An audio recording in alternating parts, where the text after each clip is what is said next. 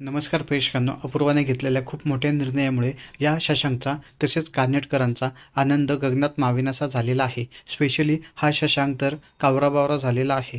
तर प्रेक्षकांनो, येणाऱ्या भागात तुम्हाला पाहायला मिळेल की हे अंजली वर्तक अपूर्वाला घेण्यासाठी आलेली असते, परंतु कानेटकरांशी बोलत असताना अंजली वर्तकचे जे काही मनसुबे होते ते अपूर्वाच्या लक्षात येतात की अपूर्वा आणि शशांकला वेगळं करण्यासाठी हे अंजली वर्तक करत आहे. आणि म्हणूनच अपूर्वा सगळ्या गोष्टींचा विचार करता एक खूप मोठा निर्णय घेते, ते म्हणजे आई होण्याचा. आणि या बाळाला मी जन्म देणार हा निर्णय ती अंजली वर्तकला सुनावते. अंजली वर्तक चिडून तिथून निघून जाते, परंतु हा निर्णय ऐकल्यानंतर कानेटकर कुटुंबातील सदस्य स्पेशली शशांक खूप खुश आहे.